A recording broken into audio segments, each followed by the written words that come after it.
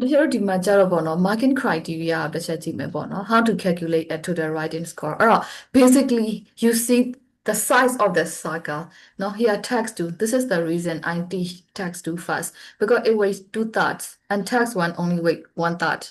no အဲ့တော့ the here I think I showed you yesterday this one no Yes. uh basically this is the way we calculateပေါ့နော် so like if you get good score in tax 2 so like it weight 2/3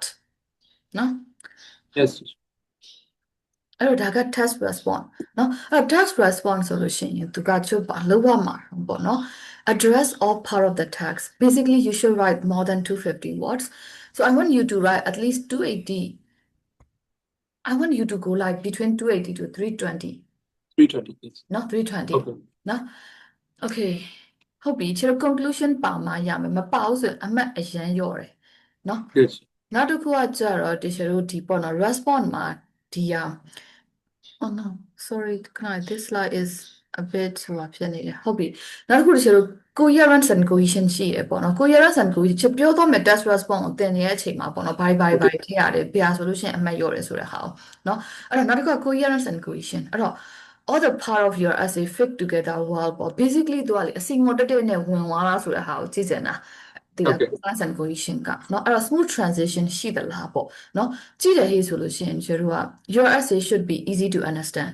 เนาะသူ logically organized ဖြစ်ရမယ်ဒီ structure ပေးမယ်အဲ့အတွက်စိတ်ပူစရာမရှိဘူးเนาะ Okay. အဲ့တော့ clear structure ရှိသလားเนาะပြီးတော့じゃ one topic per paragraph ပဲတော်တော်များများမှားတဲ့အမှားဘာလို့ဆိုလို့ရှိရင်ဒီလားthey give idea and then another idea that's not the way it is no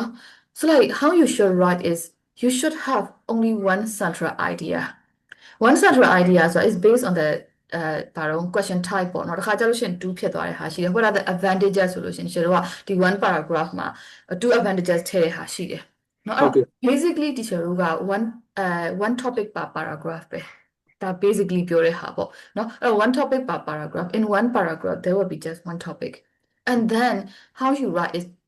the topic sentence, which is the central idea of the paragraph, and then you will explain the supporting idea. Explain lo my topic sentence. You will support with the example. That's the way your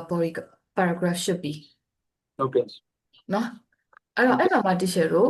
ideas တွေအကုန်လုံး transitional words တွေ linking words တွေနဲ့ link လုပ်ရတာအဲ့ဟာကျတော့ coherence and cohesion ရှိလားမရှိလားဆိုတာကြည့်တာတချို့ပြီးလို့ရှိရင်တခြားဟို essay မှာတခါလေးတခြားပြောခဲ့ပေါ့နော်နောက်တစ်ခါကျ lexical lexical resource ကဘာလို့ဆို vocabulary နော် Okay. အဲ့တော့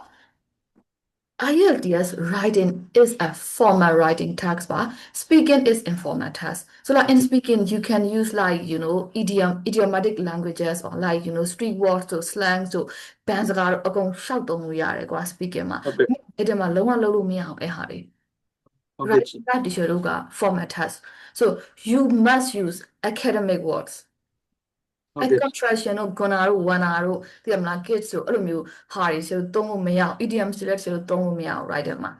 Okay. အဲ့တော့ကျတော့ academic words ဖြစ်ဖို့လိုတယ် writing ရေးတဲ့ဟေးဆိုလို့ရှိရင်ပေါ့နော်အဲ့တော့နောက်တစ်ခုကကျတော့ဘာလို့ဆိုလို့ရှိရင်ကျတော့ lexical result က vocab ပေါ့နော် vocab ကတချို့တို့ daily words တွေသုံးတဲ့ဟေးဆိုလို့ရှိရင်ကိုယ့်မှတ်ကမတတ်ဘူးနော် Okay. မတတ်ဘူးဆိုတော့じゃတချို့တို့ academic words တွေသုံးဖို့လိုတယ်ချက် list ပေးမယ်ပေါ့နော် Okay. solve ပေးမယ်ချက်နော်အဲ့တော့ academic works တွေသုံးဖို့လိုတယ် academic works တွေမသိဘူးဆိုရင်လမ်းလုံးအောင်မှာကွာ Okay. နော်အဲ့တော့ကျတော့ဒီ academic works တွေသုံးတော့မှကိုယ့်ရဲ့ language level ကတက်လာတာ Okay. နော်အဲ့ဒီလိုမျိုးဟာမျိုးပေါ့တချို့တို့ဘာလို့ဆိုလို့ရှိရင်ဒါနေ့တိုင်းသုံးနေတဲ့ဟာက daily words အဲ့ဆိုလို့ရှိရင်ကို score ကအဲ့လောက်ပဲရမှာ Okay. သိလားအဲ့ Okay. တော့ဒါကြီးကဘာလို့ဆိုလို့ရှိရင် show off လုပ်ရတဲ့အချိန်ကွာကိုယ်စကားလုံးတွေအများကြီးသိရတယ်ဒါပေမဲ့ကိုထုတ်မသုံးဘူးဆိုရင် how will examiner know that like you have wide range of vocab Yes. if you don't use them no it's a Okay. time to show off Sure. but Okay. don't be shy to show off Okay. နော်အဲ့တော့ကျတော့သိရစကားလုံးတွေအကုန်ထည့်သုံးမှရမယ်ဆိုတော့နော် Okay. ဟုတ်ပြီ avoid using words from the question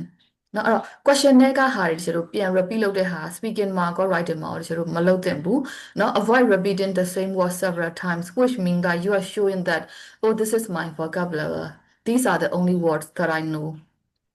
you're just given that kind of impression to the examiner Okay. because like you repeat the same word again and again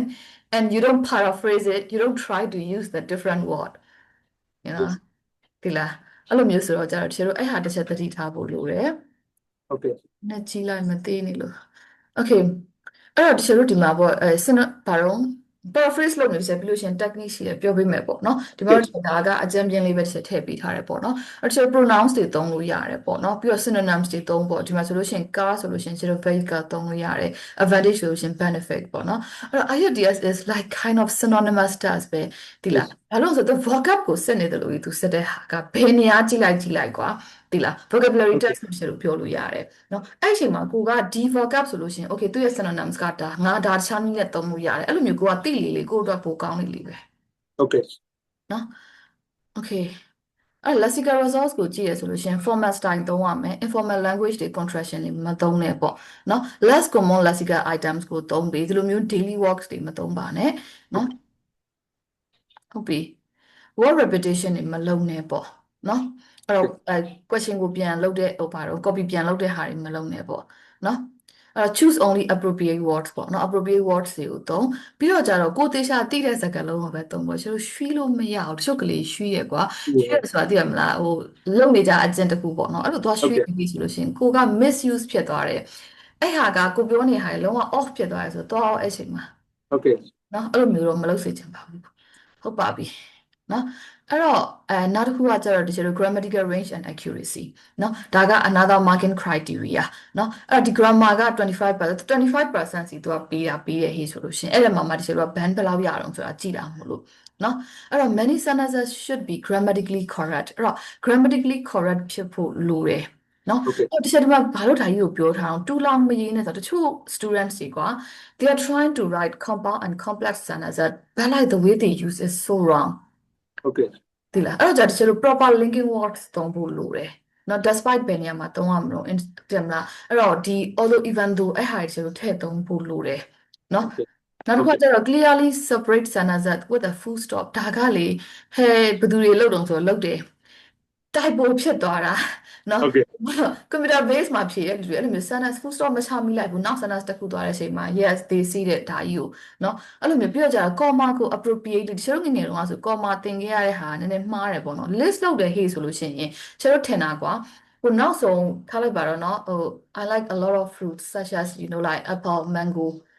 and banana ပေါ့နော်အဲ့ and ရှေ့မှာကျတို့ comma ထည့်စရာမလိုဘူးထင်တယ်တကယ်ထည့်ရတယ်အဲ့ဟာ Yeah. နော်အဲ့လိုမျိုးပေါ့အဲ့လိုဆိုဟို comma ကို appropriately သုံးဖို့လိုတယ်ပေါ့နော်နောက်တစ်ခါကျတော့ different type of sentences and grammatical structures အဲ့တော့ we have 12 different tenses in English you should at least use 7 tenses Yes. နော်ပြီးလို့ရှိရင် if pattern ရှိတယ်ပြီးတော့ gerund you can start the sentence using verb ing Okay. နော် conditionals ခုန if တွေဟာပြီးတော့ although even though ဒီလား Okay. sentence ကို different way နဲ့တချို့လို့စလို့ရတယ် different way နဲ့ပြောလို့ရတယ်အဲ့ခါတွေအကုန်လုံးတချို့လို့ထည့်လိုက်မှ grammar score ကတက်တာ Okay. နော်အဲ့တော့ဒီမှာပေါ့တချို့လို့ different verb tenses တွေပြီးတော့ passive voice when do we use passive voice When you are the object. hey yeah that's the way we learn when we were Yeah. young ဟုတ်နော်ဟုတ်တ Yes. ယ်ဒါချက်သမီးမှာ grammar တက် grammar lesson တက် Okay. မှာပေါ့နော် passive voice ကကျတော့အဲ့လိုဟိုပြခံရတဲ့နေရာလို့သိခဲ့တာကွာ Okay. နော်မဟုတ်ဘူး Okay.